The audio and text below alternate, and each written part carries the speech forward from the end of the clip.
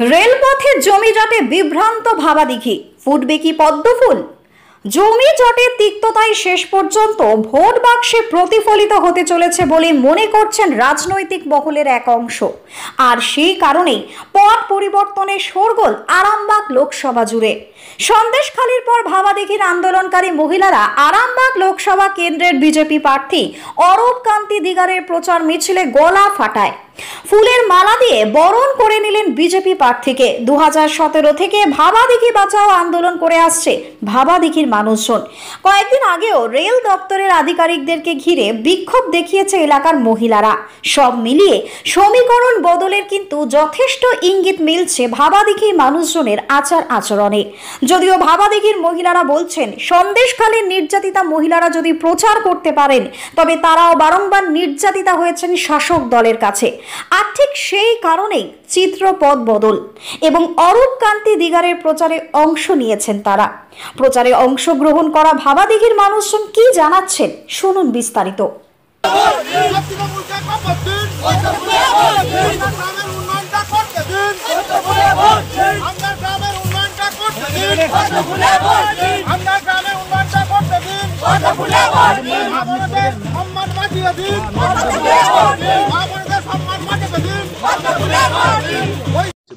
আপনারা কি যাবেন?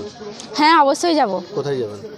যেখানে মিছিল হবে আমাদেরকে যদি ডাকে আমরা অবশ্যই যাব। মাইক্রোফোন ধরবেন? ধরতে পারবো। কেন এটা কেন? কেননা আমাদের যে দিঘি আন্দোলন হচ্ছে, আন্দোলনে মানে অনেক রকম হয়েছে।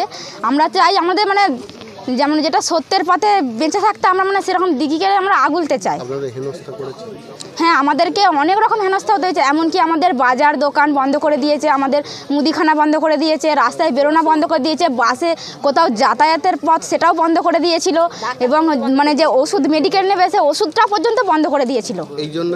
এই জন্য আমাদের সন্দেশখালী কি ভাবাদিঘিকে আনতে উদ্বুদ্ধ করলো? হ্যাঁ, অবশ্যই।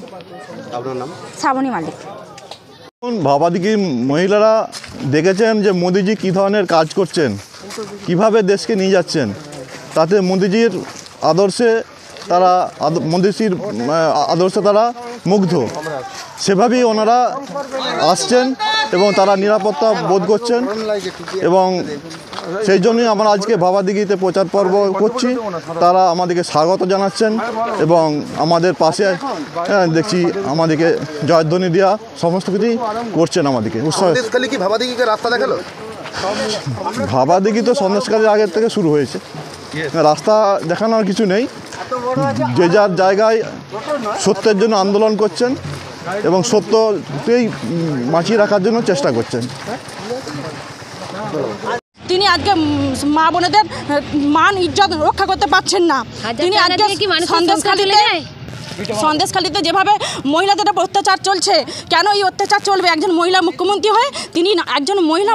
হয়ে তিনি মায়া মমতার নাম জড়িয়ে তিনি মেয়েদের মন রক্ষা করতে পারছেন না। আমার নাম হচ্ছে সুপর্ণা ধুল। আমি গোঘাট বিধানসভার 3 নম্বর মণ্ডলের মহিলা মোর্চার প্রেসিডেন্ট হিসেবে রয়েছি। আপনার সন্তানের পড়াশোনা নিয়ে চিন্তিত? চিন্তা কি? আসুন আমাদের স্কুলে বিজ্ঞানসম্মত উন্নত সিলেবাস, অভিজ্ঞ শিক্ষক শিক্ষিকা দ্বারা পড়াশোনা। 2024 শিক্ষাবর্ষে প্লে গ্রুপ 2+ হইতে 5ম শ্রেণী পর্যন্ত ভর্তি চলিতেছে। যোগাযোগ Sripur national primary institute, Kamarpukur, ডাকবাংলো।